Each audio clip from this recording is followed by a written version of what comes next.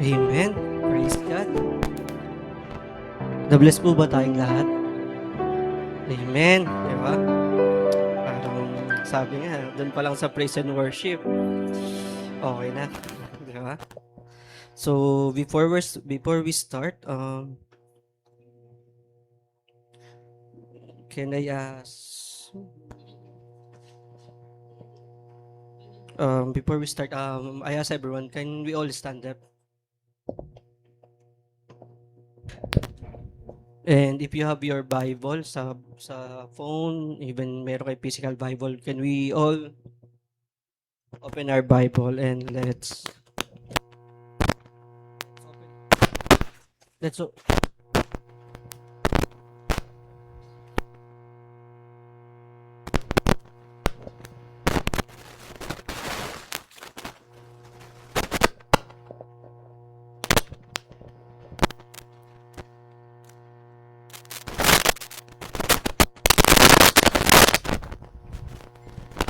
Ayan. Hello. Ayan. Can we all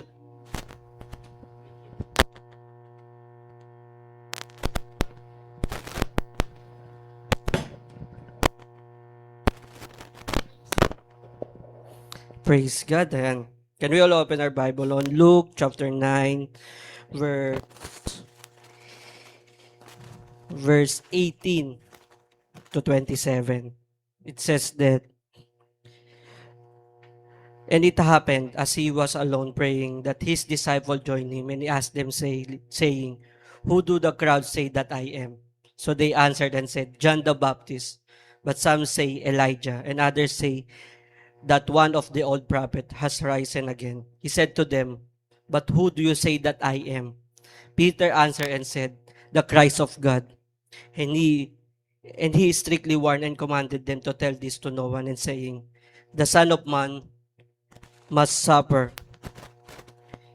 many things and be rejected by the elders and chief priests and scribes, and be killed and be raised the third day." And then he said to them all, "If anyone desires to come after me, let him deny himself, take up his cross daily, and follow me. For whoever desires to save his life will lose it, but whoever loses his life for my sake will save it. For what profit is it to a man if he gains the whole world and himself destroy or lose?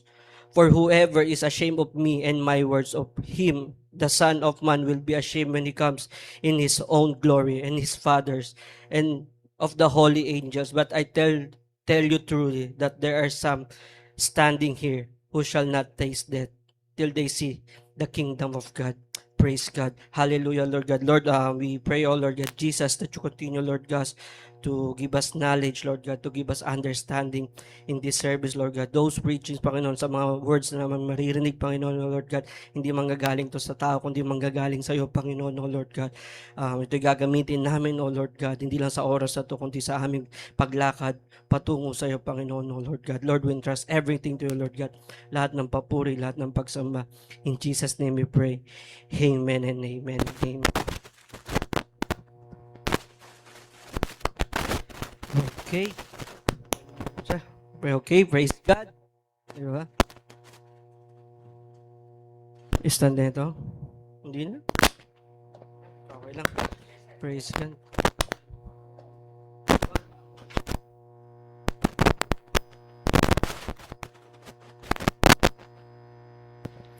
Ayan, praise God.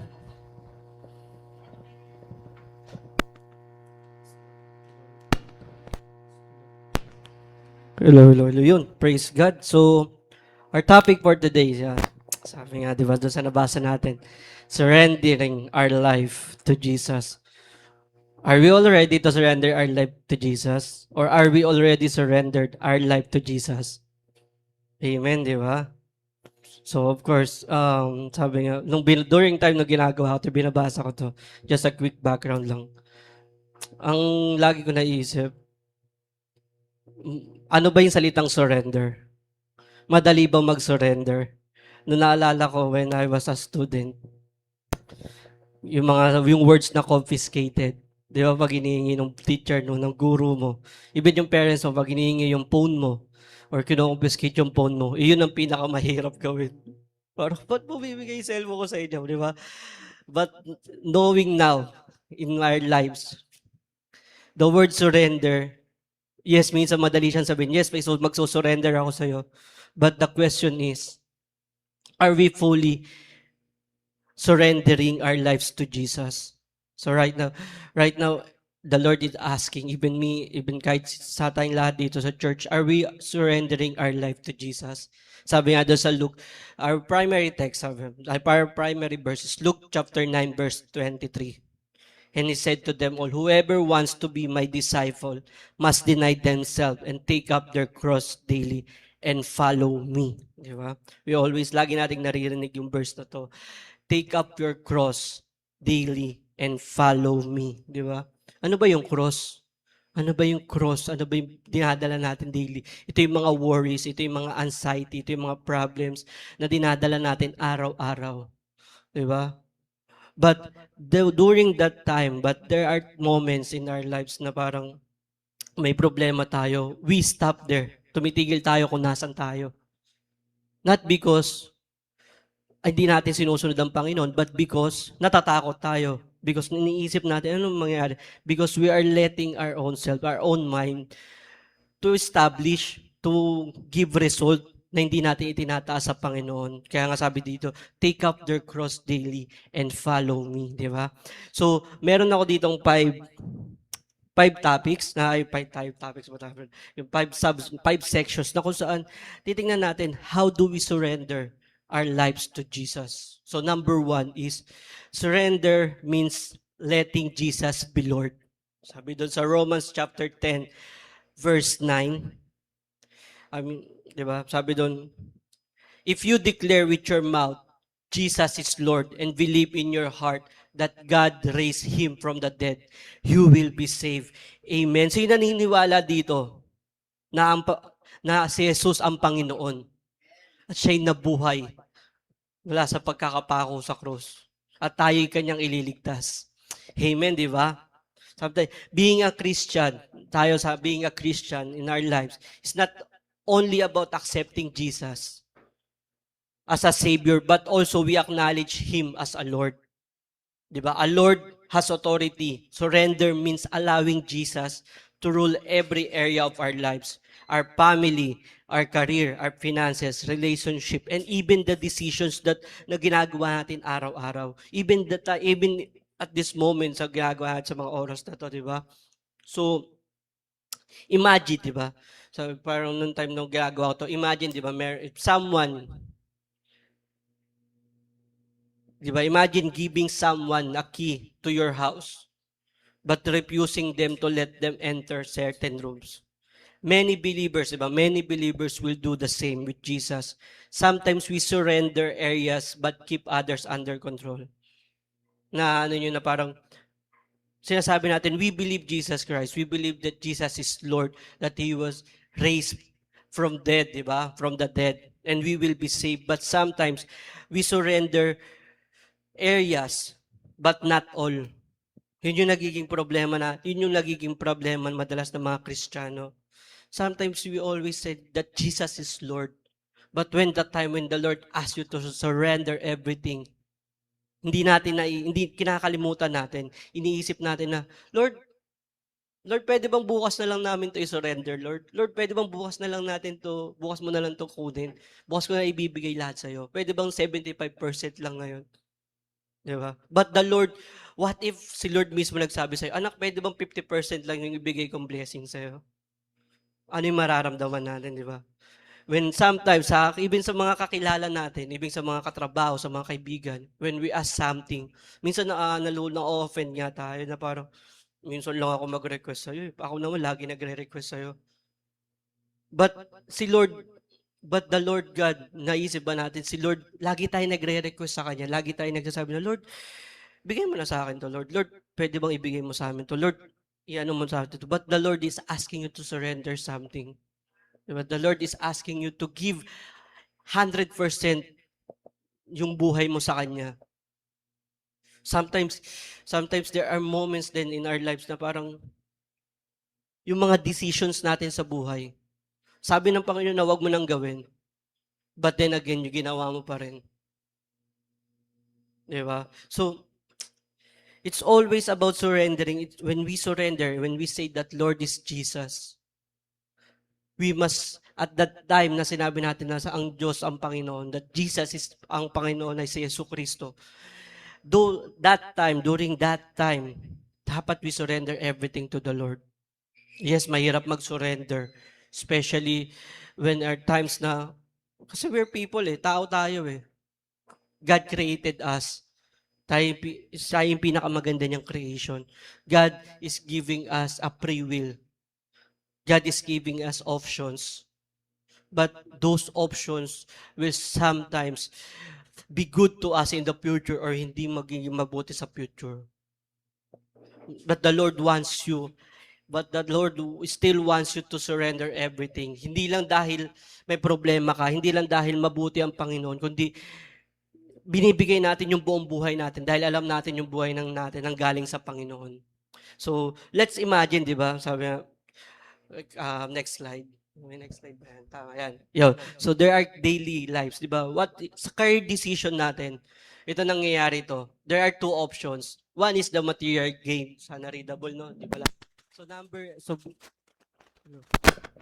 Hello, yun. So, yung option B is a spiritual trust. So, sa option A, illustrate ko na lang. So, they pay much more but requires you to compromise your Christian value, neglect your family, or skip worship regularly. And option B, pay less but allows you to honor God, spend time with your family, and serve in ministry. Our natural instinct is to choose the higher salary because tingin natin, money can bring security. Money can give us security in the future. We can makakapag-provide tayo sa pamilya natin, sa mga kamag and mabibili natin yung wants and needs natin. But surrender us, Lord, which path do you want me to take? Sometimes following Jesus means choosing obedience over personal gain. Nangyari to ba? I just want to share. Saan nangyari to currently sa work ko, sa work. So, there are moments na parang naglabas ng ruling yung isang government sector na kung saan even yung mga cross-dressers and so yung mga iba-ibang naniniwala sila na may maraming mga gender sa mundo. Ang sabi doon sa letter 9 is, if someone na cross-gender, nakita namin, nag-inquire sa amin, and sinabi na, at naka-cross-dress siya, dapat we will approach them kung based doon sa kung ano yung suot niya. His, her. So for example, yung lalaki, nakatabit pang babae, dapat we would acknowledge them as ma'am, as miss. So ang nangyari to, kailangan mong pumirma. So kailangan pumirma sa papel. So lahat ng mga heads, lahat ng mga empleyado kailangan pumirma. So ako yung pinakahuli pumirma kasi tagal ng papel sa akin. Sabi sa akin nung HR, James, ba't ang tagal ng papel sa'yo? Pinag-iisipan ba? Sabi ko, pinag-iisipan ko. Lumapit ako mismo sa HR. Sabi ko, pinag-iisipan ko pa, ma'am sabi ko, kasi hindi ako pabor sa ganitong Sabi ko, hindi ako naniniwala sa ganito. Naniniwala ako lalaki at babae lang ginawa dito sa mundo. Sabi niya, pero pirmahan mo na, Ma'am, pag pinirmahan ka, ibig sabihin, sabi ko, ibig sabihin, ina-accept ko yung Sabi niya, paano gusto mong gawin? Pipirmahan ko pero magsusulat ako. Sabi niya, sige, gawin mo yung gusto mo. Sabi ng HR. Pinirmahan ko, sabi ko, pumirma, lalagay ko, for signature, for completion purposes only. But will not, para mga naano ko, na hindi ako, but will not follow the policy. So, nung sisulat ko yun, at that very moment, may dumating na client. Naka-cross-dress, sabi ko. Pagtingin ko, okay. Sabi ko, swerte agad. Ako agad, ako hinahanap. Swerte, sabi ko doon sa staff ko. Swerte ko naman. Sabi niya, sir, ang swerte mo, sir. Kasi kakapirma mo lang, ikaw agad. Punta ako. The first thing na sinabi ko doon sa client na to, sabi ko, hello, good afternoon. Kasi may pangalan siya sa papel. So, alis, binasa ko yung pangalan niya. Discreet na lang natin yung pangalan. Like, for example, pangalan niya is Jose Rizal. Jose Rizal? Sabi niya, yeah. Sabi ko, sir, sabi ko, sabi ko, nung una nagpasa ako, sabi ko, please, sabi ko, can I call you? What do you want me to call you, sir? Kasi sabi ko, if you requested po na tawagin ko yung ma'am, I will approach you in your name na lang. Kasi sabi ko, just to, parang painaintindi ko sa kanya na, yung belief ko po kasi, sabi, my belief is men and women lang. Sabi niya, ang kinaganda nun, sabi niya, na, you can call me anything you want. You can call me sir, whatever. Kung ano yung tingin mong makakabuti sa'yo. Yung tingin mong hindi ka ma-offend or hindi kami ma-offend. Kasi sabi niya, kung tatawagin mo ako na ma'am at sarcastic yung boses mo, ma-open kami. Ma-open ako. Sabi ko, okay. Sabi ko, pasensya na po kasi yun talaga yung stand ko. Dumaan yung HR, nakatingin sa akin, gano'n, no? Sabi ko, tawag ka, sir. Tapos nakagay yung HR sa akin. Sir nga, sir, ganyan in-explain ko. Yun, tapos umalis siya. Tapos, after that, pinatawag ako ng HR. Sabi niya sa akin, ba't naman sir tawag mo? Napaprosder siya na, gano'n. Nag-explain naman ako, ma'am, sabi ko. Tsaka sabi ko naman sa inyo, hindi ko kayo susundin. May mga times na di ko kayo susundin, sabi ko. Pero kasi, yung belief ko, sabi ko, yung belief ko, yung pinaniniwalaan ko, is masisira. Sabi ko, what's the purpose? Kung tatawagin ko siya, then my belief masisira. Then, sabi ko, then paulit-ulit na mangyayari to. Paulit-ulit na mangyayari. Ganun at ganun yung gagawin ko. Then, makikita nyo ako, then you will see sa Facebook ko na, sa social media ko na, I always say na, hindi ako pabor sa mga nangyayari doon sa mga LGBTs, yung alphabet community, di ba, na tinatawag nila. So yun, sabi ko. So, kung may memo, ma'am, tatanggapin ko. Kung wala, di mabuti pa rin. Sabi ko, mabuti yung Panginoon. Sabi ko, kung wala. But again, yun. So yun yung sinasabi sa atin, di ba? There are moments na sa buhay natin, even our daily lives, even yata paglabas natin sa pinto na, maano natin, yung mga decisions natin sa life. So sometimes, sometimes, our options is, gusto ba natin mag-gain or ng material dito sa mundo or spiritual trust? Di ba? Sometimes, sabi nga doon, sometimes following Jesus means choosing obedience over personal gain. Okay. So number 2, mabilis lang talaga. Number 2, surrender required trust. Kung makikita niyo dyan, meron siyang, so Proverbs chapter 3, verse 5 to 6 says, trust in the Lord with all your heart and lean not on your own understanding. The Proverbs 3, 5, 6 says that surrender is impossible without trust. We often hold tightly to our own plans because we fear the unknown. But God's wisdom is greater than us. Amen? Sino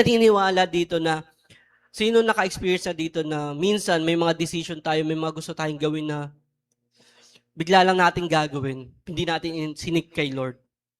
Diba? Ako minsan may guilty ako sa ganung sitwasyon minsan. Minsan may mga, even lalo na nung mga younger years ko na tinatawag. Akala mo sobrang tanda na no? Nung younger years, when I was 20, mid-20s to 30s, parang there are decisions na hindi ko na pinag-iisipan.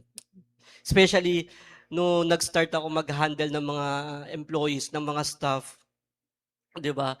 Meron akong moments doon na parang pag may nagkamali, ang una kong sasabihin sa kanila, kung anong naiisip yung mga kasalita.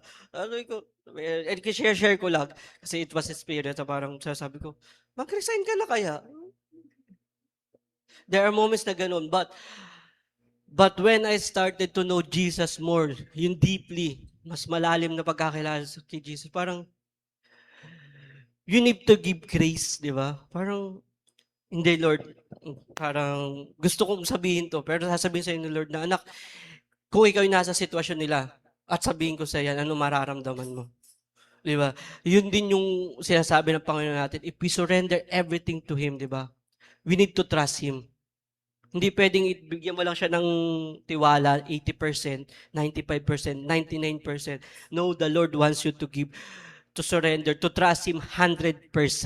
Hindi basta-basta na, Lord, nagtitiwala ako sa'yo.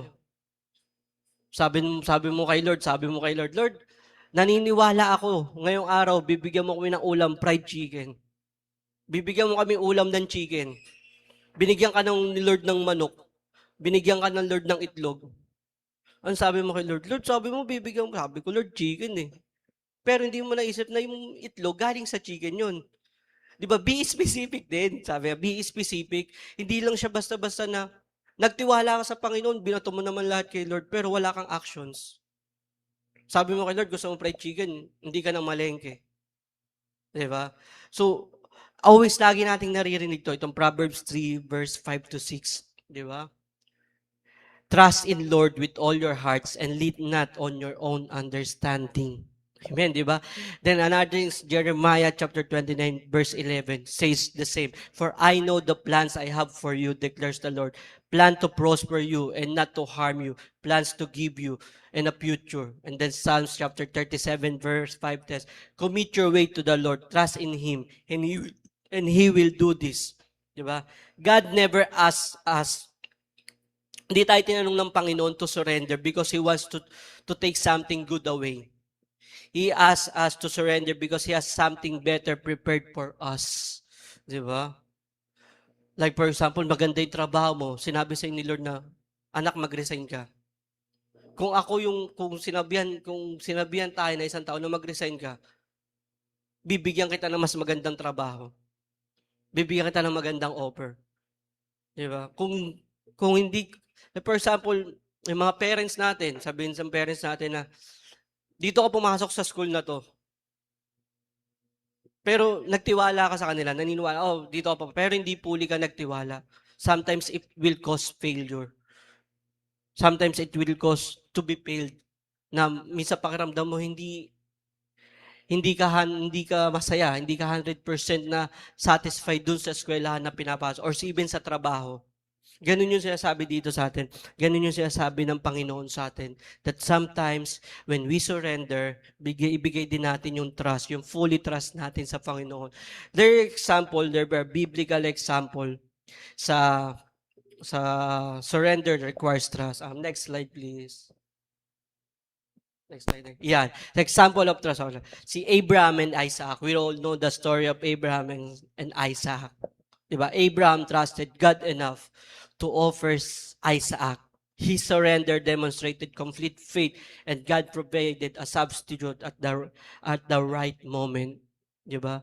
If in this modern time, the Lord asks you, no, you offer, diba? The Lord is asking you, you offer your child, you offer something in your, na pinaka-precious in your life, your work, your property. Will we give it to the Lord? Diba? Yung moments na ginawa dito ni Abraham, sobrang hirap. But still, he trusted God enough. Diba? Kasi, diba? He extreme obedience and demonstrated absolute faith. In response, God provided the substitute at the exact right moment. Trust God, obeys God's first, and leave the result to Him. Diba? Ano yung binigay, ano yung naging substitute ni Isaac? Yung goat? Di ba? Yung goat. Biglang out of nowhere, may goat. May goat silang nakita. Di ba? Nakita nyo na sometimes the Lord is testing us. Hanggang saan ba yung kaya ibigay ng anak ko? Di ba? Hanggang saan yung kaya ibigay ni Tanmark, ni May, di ba? Ni Ivan, di ba? Hanggang saan yung kaya ibigay ni James sa akin? Di ba? Hanggang ano yung pwede niyang ibigay sa akin? Nahihilingin ko na mahalaga sa kanya. Diba? What if the Lord is asking you to give all your property? Diba? Diba? Will you give it? Pinaghirapan mo yun eh. Di ba sa mindset natin, sa ano ng mga sa mundo, Lord, pinaghirapan ko to, sabi mo, bibigyan mo ako ng bahay, bibigyan mo ako ng lupa, tapos ngayon hihingin mo sa akin. Di ba? But if we are going to become like Abraham, that Abraham trusted God enough, di ba? Whatever the Lord is asking us, bibigay natin. And just like Abraham, hindi natin iisipin ano yung bibigay pa sa atin, ano yung bibigay pa natin sa Panginoon, ano yung result nito mangyayari sa buhay natin. But what we do is become Abraham, that we just trusted enough God. Kahit di natin alam yung magiging situation, hindi natin alam yung magiging result. 'Di ba? Next slide. Yan. So again, dahil pumunta tayo kay Abraham and then kay Isaac, the next is Jesus is our perfect example of surrender. Just like in Luke chapter 22, verse 22, sabi ni Jesus, Father, if you are willing to take this cup from me, yet not my will, but yours be done. Diba? Jesus knew, ito na yung time that He knew the suffering that awaited Him. Yet, He chose obedience over comfort. He is Jesus. We all know what He can do. Diba? He can command the angels and let the angels fight yung mga gustong tumaligsa sa Kanya. But yet, diba? But yet, diba? Sabi niya, yet not my will but yours be done, di ba? What is yun yung prophecy, di ba? Prophecy will be Son of God, di ba? He will be crucified, di ba? Jesus will be crucified to death sa cross, di ba? But if Jesus just di ginawa ni Jesus just to save us, para iligtas tayo. But if Jesus, di ba? Ang dami niyang pwedeng gawin, pwede niyang pabagsakin na yung temple, pwede niyang kuhain na lahat ng buhay ng mga tumataligsa sa kanya. But no, hindi niya ginawa, di ba? Jesus showed us that surrender is not a sign of weakness. It is the highest expression of love and ultimate obedience to the Father. Amen, di ba? Just like sabi dun sa Philippians chapter 2 verse 28, and being found in appearance excuse me, as a man, he humbled himself by becoming obedient to death, even death on a cross. Diba? Alam natin saan pinanganak si Jesus Christ, diba? Sa sabsaban, nakasama ng mga baka, ng mga goat. Diba? He was the King of Kings. He was the Son of God. But still, they chose, napipanganak siya sa sabsaban. Makikita natin gaano ka-humble yung Panginoon. That He is God. He is the Son of God, but He found in appearance as a man. Namuhay siya bilang tao. Namuhay siya na parang, alam natin paano namuhay si Kristo. Naging karpentero. Lahat ng trabaho parang napasok niya. Diba? But if you are, kaya rin nasabi na, lagi sa kanya, if you are the Son of God, diba? Bakit ka nandito? Bakit hindi mo gawin itong mga bagay-bagay na to? Yun yung naging ano sa kanya ng mga scribes di ba? Mga Pharisees, yun yung mga inano sa kanya. Kaya nga lagi naalala, nagkikwentuhan kami ni Pastor Armil, ng aking asawa. Ko, dapat pinagbigyan na ng mga Pharisees si Jesus na ibagsak yung temple, no? Para mapatunayan niya na ito siya si Kristo kasi kaya niyang gawin yun. But yet, nakita rin natin yung takot ng mga Pharisees na yun, noong time na yun, doon sa naging illustrations niya, di ba? So in Hebrews chapter 5 verse 8 it says that son thought he learned obedience from what he suffered. Jesus showed us that surrender is not weakness. It is the highest expression of love and obedience to the Father. Suppose someone at work, di ba? Next slide. Next slide. Ayun pa pala yan. Okay, sige, diyan mo lang. Okay, based on sa section 3, Jesus is a perfect example of surrender. Sometimes, there are things na nangyayari sa buhay natin, di ba? Sometimes, even yung magkakapamilya nag-aaway-away, mga brothers and sisters, yung mga mahal natin sa buhay. Yan, di ba? Of course, yan yung sample natin is yung sa office, di ba? There are moments, di ba, that sometimes nagagalit tayo, nakapagsalita tayo sa likod, at the back of our family, of our brothers, of our sisters, di ba?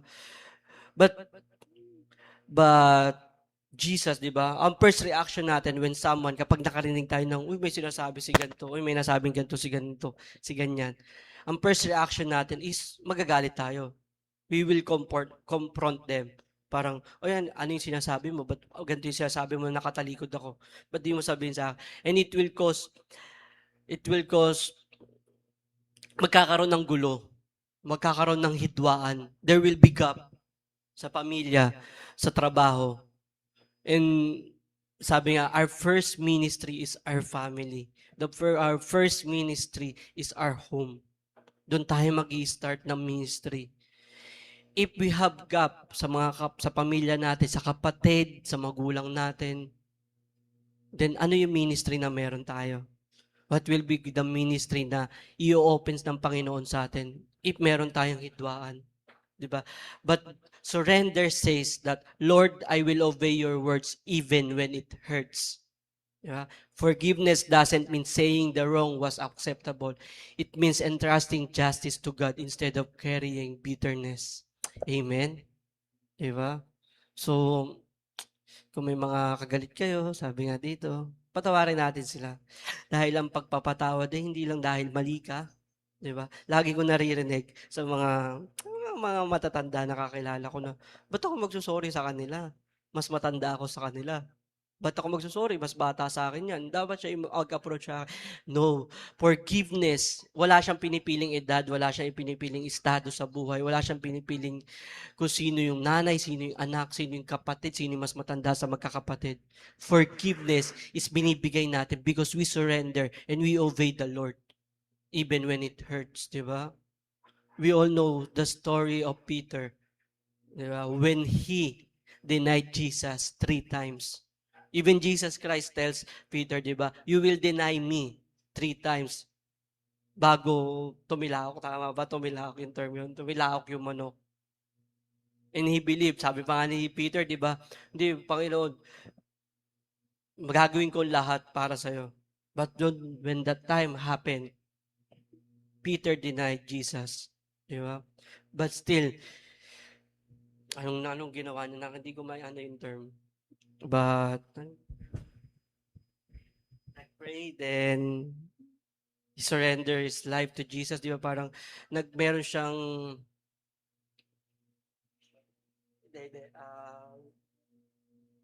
hindi ko maano na nagano siya. Nagrepent, yan. Di ba nagrepent siya? Thank you, Brother Ivan. Diba? Nagrepent siya. And we all know what happened to Peter after that. He will become the, sabi nga, the rock. He will become the foundation. Diba? And even the Catholic churches consider Peter as their first pope. Diba? Si Peter become their first pope. So ganun din, if we repent, if we forgive someone, nakagalit natin, sometimes iniisip kasi natin, if we give forgiveness doon sa nakasakit sa atin, kinain natin yung sinasabi natin. But no, the Lord tells you that if we want to obey the Lord, even when it hurts, we give forgiveness. Diba? Sometimes obedience is painful, but it always honors God. Amen, di ba? Kasi pinatawad tayo ng Panginoon eh. Sabi nga, we fall down, di ba? If we fall down 7 times, the Lord will uplift. Itataas tayo ng Panginoon ng 8 beses. Di ba? How many times will you forgive? 70 times 7? Exactly. Di ba? Ganun ang Panginoon. You always isipin mo, isipin lagi natin, ilang beses tayo, sabi pa ilang beses, those 7 times 77, di ba? Parang, kaya yun eh. But it's meaning, it was infinite, di ba? Pagpatawad tayo hanggat kaya natin magpatawad. Kasi ganun yung gagawin sa atin ng Panginoon eh. Of course, pag di natin nakakita, then we ask God, Lord, ano yung gagawin natin? Lord, ano yung gagawin namin? And we surrender our loved ones. We surrender those people na pinatawad natin na makilala nila yung Panginoon. Not just hindi lang makilala, but they obey Jesus Christ. And we acknowledge Jesus Christ as their Lord and their Savior. Amen? Next slide, please. Yeah, so God blesses a surrendered life. Oh, hindi nakita. So, sabi dyan, transformed mind. So Romans 12 chapter 1 verse 2. It says that offering your body as a living sacrifice breaks the pattern of this world and transform you completely from the inside. The divine exaltation on James chapter 4 verse 7 to 10. When you humble yourself before the Lord, submit to His path and resist the enemy, God promises to lift you up and no good things withheld. Psalms chapter 84, verse 11. He guards and preserves those who walk uprightly. His rich blessings provide ultimate peace and spiritual growth. Amen. So God honors humility, submission, and His blessing may not always look material prosperity, but they include peace, wisdom, spiritual growth, and His faithful presence. So, may isa akong kakilala, kapag nagbe-birthday siya, I always ask him, ano yung birthday wish mo? Some will say, oy, gusto ko tablet, gusto ko iPhone. But siya, ang lagi niyang pinagpipray, wish is peace on earth. Then one time I asked him, bakit peace on earth yung lagi mong pinag-ano? Bakit peace on earth yung lagi mong wini-wish pag birthday mo? In every occasion, you always say peace on earth. Sabi niya, kung lahat ng tao mayaman, magulo ang mundo. Sabi niya, if I will ask for a tablet, then my friend or my family, my parents, my brothers and sisters, maiinggit sa tablet ko, then there will be no peace. Diba? Parang kung bibigyan ako ng isang material na bagay ng isang kakilala ko, ng magulang ko, then my brothers and sister, maiinggit if hindi sila nabigyan. So I ask peace on earth. Sabi niya. So I ask peace on earth. Sabi niya. Sabi ko, okay. Sabi niya, tapos sinanong ko, nakuha mo na. Sabi niya, oo. Nakuha ko na sa buhay ko. Sabi niya, then? Sabi ko, then? Parang may gusto ko marinig. Sabi niya, of course, ang Panginoon yung nagbibigay. Sabi nga yun lang gusto mo marinig sa akin, di ba?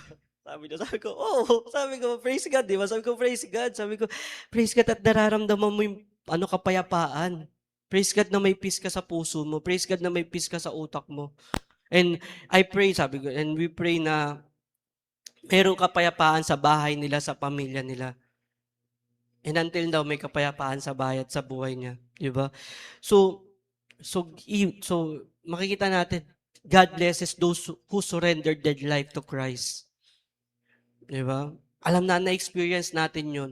Minsan sinasabi natin na, wala na akong pera. Lord, wala na akong pera. But at that very moment, kung may naka-experience na neto, the Lord will provide something. Minsan hindi pera, but the Lord will provide you na, may sa Google ka, may padala akong pagkain sa'yo. May padala akong ganito sa'yo. Uy, naalala ko may utang ako sa'yo, babayaran kita. You see? When you surrender, at dineclare mo na, Lord, ikaw na bahala. Lord, wala na akong financial. Lord, wala na akong pera. Pero, Lord, tinitiwala ako sa'yo. Lord, naniniwala ako sa'yo 100%. And you will see at that very moment, may magme-message sa inyo. May magsasabi, may nagpadala ang pagkain. O kaya, birthday ko kayo, pumunta ka. You see? God provide.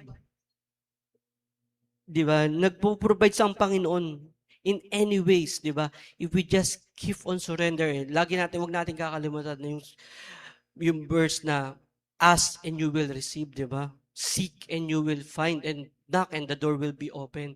Yun ang ng Panginoon. But we need to surrender our life. Hindi pwede na, Lord, wala akong financial, but hindi ka sinusurrender ng Panginoon.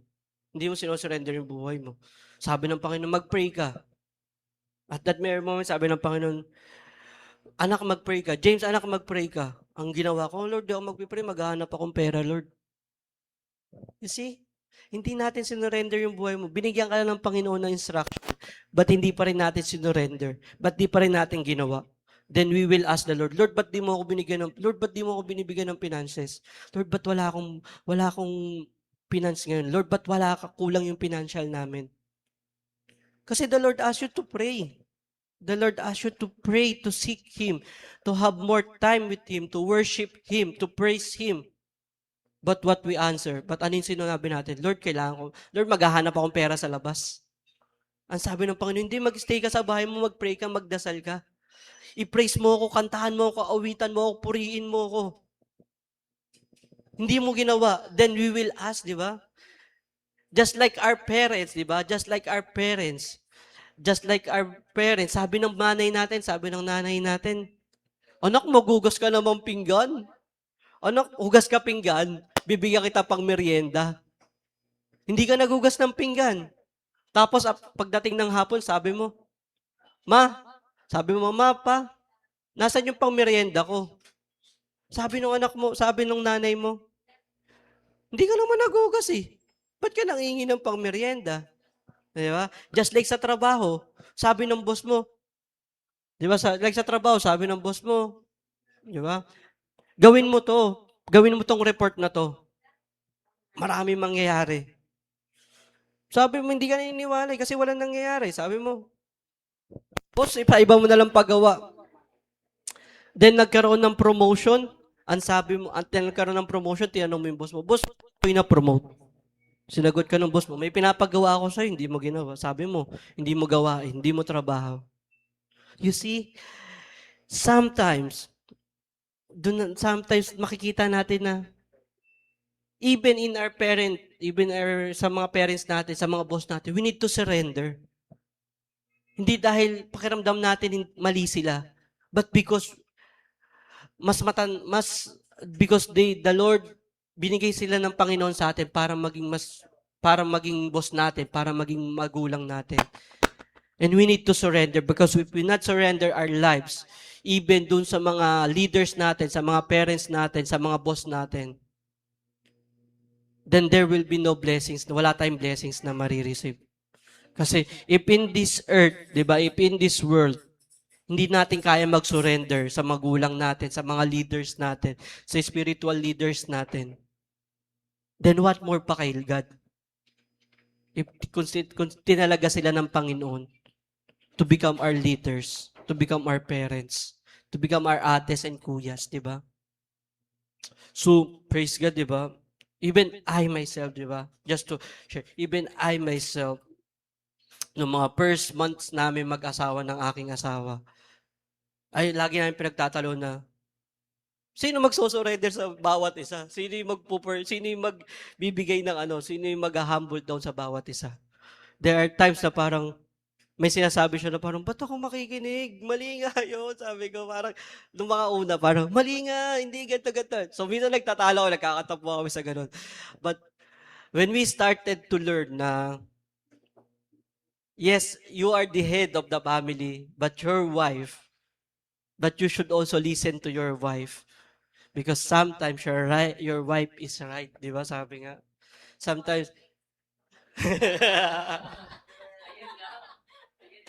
Amen. Di ba? So sometimes, di ba? May mga ganong moments na parang kailangan, even doon sa partner mo, you need to surrender. Hindi pwede na, uy, ako yung padre de pamilya dito. I am the head of the family. Ako yung susundin ng bahay na to. No, you need to listen. Because they are the haligi ng tahanan. They are the foundations. Sila ang ilaw ng tahanan. And without them, sa mga men, ng mga mag-aasawa, sa mga asawa, sa mga head of the family, without your wife, your house is dark. We always remember that. Same goes to the wife. You need to surrender to your husband. Not because they are the heads of the family, but because you give them authority. Because God gives them authority na pangunahan ng pamilya nyo. It's a give and take relationship, di ba? Just like God, di ba? Just like sa Panginoon, if we continue to surrender our life, the Lord will bless us. Yung mga di natin ina-expect na blessing, marireceive natin. Amen? Amen. Next slide. Sige lang. Yan. Last but not the least, is what we should surrender. On Matthew chapter 16, verse 24 to 25. Then he said to them all, whoever wants to be my disciple must deny themselves and take up their cross daily and follow me. What are those areas, di ba? Well, sabi doon, our worries in 1 Peter chapter 5, verse 7, cast your anxiety on him because he cares for you. The areas of our lives is for our plans. Proverbs 16, verse 3 says, commit to the Lord whatever you do, and He will establish your plans. Our hearts, di ba? Proverbs chapter 23, verse 26, my son, give me your heart and let your eyes delight in my ways.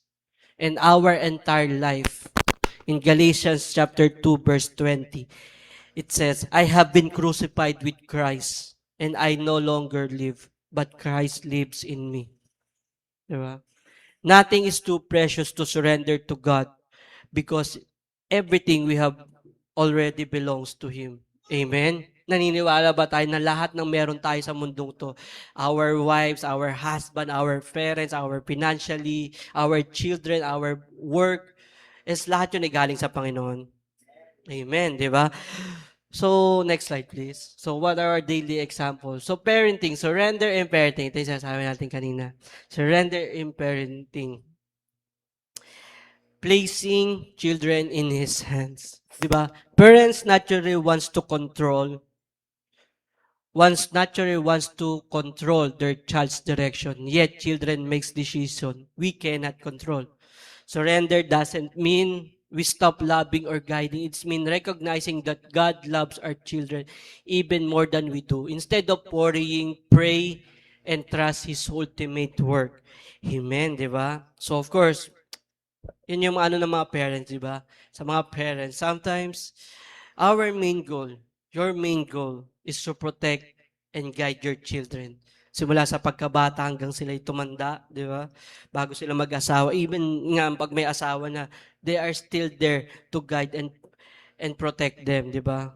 But sometimes, tayo mga anak, we have decisions na hindi nila makokontrol. So we have our own free will. Sabi ng magulang natin na, wag mong gagawin yan, makukulong ka. But still, dahil sa kapusukan natin, dahil sa di natin pagsunod, dahil may sarili tayong desisyon, may ginawa tayong bagay na yun yung naging cause. For those children out here na may mga magulang pa, na kasama yung nanay or tatay, both parents, di ba? We need to surrender pa rin, even if may mga asawa na tayo. Because God placed them to become our parents. God placed them to protect us, di ba? God placed them to guide us, di ba? Even sa mga anak na may anak na, at mga magulang na may apo na, di ba? Minsan we ask our parents na, paano gagawin namin? May ganito si ganito. Ano yung gagawin namin? Paano namin naasikasoin mo? Ganito. Paano yung pwede namin pakain dito? Di ba? Even on the simplest ways, di ba? We ask our parents, paano yung gagawin dito? Di ba? To be honest, di ba? Even yung maanong ulam, di ba? Sometimes, you ask pa din na parang you have the capabilities to have your ulam. But sometimes sinatanong mo pa rin, kahit hindi ka naman kakain, you ask them, maanong ulam? Because sometimes iniisip natin, baka pwede yung ulam na rin yung ulam natin, di ba? Di ba? Instead of consuming by worry every day, di ba? Yung mga parents, alam natin, dami na nating narinig na kwento ng mga parents. Sometimes, nag-worry sila na, anong papakain ko sa anak ko? Paano ko mapag-aaral yung anak ko? Paano ko siya mapapagraduate? Diba? But instead of worrying, what they do, diba? Sa mga parents natin, kay Ate May, kay Mama Ami, sa mga future parents, diba? Kay Arlie May, kay Armihan, sa aking asawa, diba? What they do, they continue praying faithfully. They even trust God to work in their child's life. Diba? Papasok yung anak nila. Most of the parents nag-worry na, ano kaya mong gagawin ng anak ko sa school? Baka mangulit lang sa school yun eh. But still, they pray na yung Panginoon yung gumabay, di ba? And we all know what happens, di ba? Sa kanilang mga anak. Like kay Mama Ami, kay Papa Monching, sa kanilang mga anak, what happened, di ba? Lahat sila, maganda yung buhay, di ba? Kay Ate May, kay Ivan, di ba?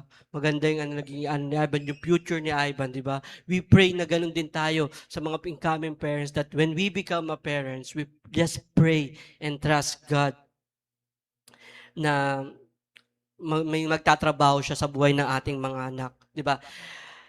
When we surrender our children sa Panginoon, it doesn't mean we stop caring for them. It means that we recognize that God loves our children even more than we do. Diba? Diba? Next slide, please.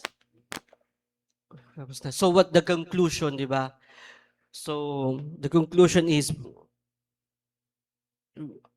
surrendering our life to Jesus. Number 1 is surrender means letting Jesus be Lord. Number 2, surrender requires trust. Number 3, that Jesus is our perfect example of surrender. So number 4, that God blesses a surrendered life. Number 5 is what we surrender. What should we surrender?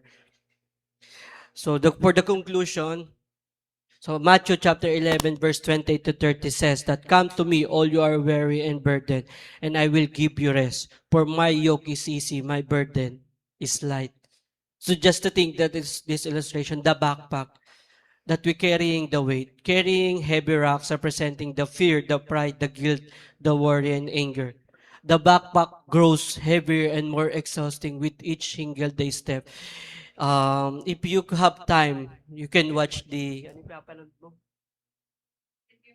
Yung Pilgrim's Progress. You will see, yun lang, makikita mo doon yung ano yung ano ng Christian, yung mga dinadala niya. Maganda yun. Pinapanood sa akin ng aking asawa. Diba? But what the Savior's offer? Sabi ni Lord ni, "Come to me, all who are heavy laden, and I will give you rest." His yoke is easy and light. Letting go brings real freedom. Trusting deeply instead of trying harder. Kahit anong gawin natin, kahit anong planong gawin natin, kahit anong practice natin sa buhay natin, if we are not surrender, if we are not trusting, or we are not fully surrender sa ating Panginoon, walang mangyayari. Paulit-ulit lang yung magiging cycle natin. If we have worry on our finances, if we are worry on our promotions, and hindi natin sinusurrender ito sa Panginoon, the same cycle will happen kahit saan tayo pumunta. So right now, the Lord is asking us, di ba? We are already fully surrendered our life to Him. Sino dito yung nagsasabi na they surrendered their lives 100%? Can we raise our hand, di ba? Are we fully surrender our life to Jesus? All the worries, all the fear, the pride, the guilt, the worry, yung galit natin, we are now surrendering to Jesus? Amen. Kasi if not, the same cycle will go kahit saan tayo pumunta. Next slide. Diba? The greatest battle, sabi doon, before we end, the greatest battle you will ever fight is not against the world, but against your own will. Victory begins the moment when you say, "Lord, not my will, but yours be done." Luke chapter 22, verse 42. Next slide, please. As a closing, may next slide pa. Yeah. Before can we all stand? Before we read this conclusion.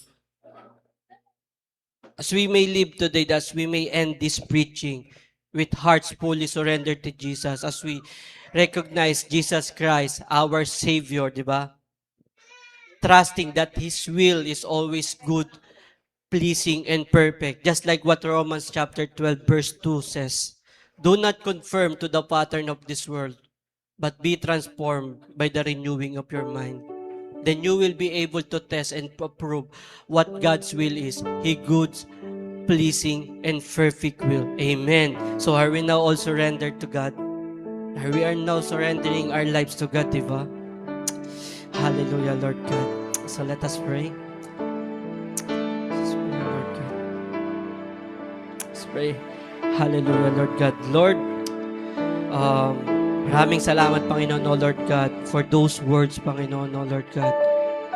As we come, O Lord God, to end this preaching, Panginoon, O Lord God, we learn that we should surrender our lives to you 100% and trust you 100%, O Lord God. Our full lives should be trusted to you, Panginoon, O Lord God. Whatever, O Lord God, the worries we have right now, O Lord God, sa buhay namin, O Lord God, sa pamilya, sa trabaho, hinibin sa finances, O Lord God, pinitataas namin sa iyo ito, Panginoon. Hindi dahil, Panginoon, O Lord God, hindi dahil, Panginoon, O Lord God, kami nagtitiwala, kundi naniniwala kami, Panginoon, O Lord God, na Ikaw, Panginoon, O Lord God, ang magliligtas, Lord God. Ikaw ang Panginoon, si Jesus ang Panginoon, O Lord God. Ikaw, Panginoon, O Lord God, ang aming Savior, Panginoon, O Lord God. that whatever your plans to us, Panginoon, O Lord God, ay mangyayari. We just need to keep holding on. We need to listen to you, Lord God, sa iyong pinapagawa, Lord God. Sa bagay na iyong pinapasurrender sa buhay namin, sa mga bagay na iyong pinapagawa, Lord God, hindi lang sa buhay namin, hindi lang sa bahay, kundi sa ministry na to, Panginoon, O Lord God. Lord, ikaw, Panginoon, O Lord God, ang magsisilbing gabay, Lord God. Ikaw magsisilbing foundation, O Lord God. Ikaw magsisilbing ilaw, Panginoon, O Lord God, ng aming buhay, Panginoon, O Lord God. At ng lahat ng to'y, Panginoon, O Lord God, ay tinataas namin at binibigay namin at niririgalo namin sa iyo, Panginoon, O Lord God. Just like how you bless us, Panginoon, O Lord God, sa aming buhay, simula pagkabata hanggang sa mga oras na to, hanggang sa darating na buhay namin, Lord God, hanggang sa future, Panginoon, O Lord God. Sa iyo, Panginoon, O Lord God, lahat ng papuri, Panginoon, O Lord God. Sa iyo, Panginoon, lahat ng pasasalamat, Lord God. Lahat ng awitin, O Lord God. Lahat ng galak ay sa iyo, Panginoon, O Lord God. Wala kaming kukunin, Panginoon, O Lord God. Dahil lahat sa iyo, ay lahat ng meron kami ay galing sa iyo, Panginoon, O Lord God. Lord, sa mga oras na to, Panginoon, O Lord God, itinitiwala namin sa iyo, Panginoon, O Lord God, ang buhay namin, ng aming asawa, Lord God, ng aming mga magulang, ng aming mga kapatid, ng aming mga anak, Panginoon, O Lord God. Sa kanilang mga gagawin, Panginoon, O Lord God. Ikaw, Panginoon, O Lord God, ang manguna sa kanila, Panginoon, O Lord God. Ikaw, Panginoon, O Lord God, ang gumabay sa kanila, Panginoon, O Lord God. There will be troubles, Panginoon, O Lord God. But you alone, Lord God, will take away those troubles, Panginoon, O Lord God. Those anxiety, O Lord God. Those anger, Panginoon, O Lord God. Aalisin mo to, Panginoon, O Lord God.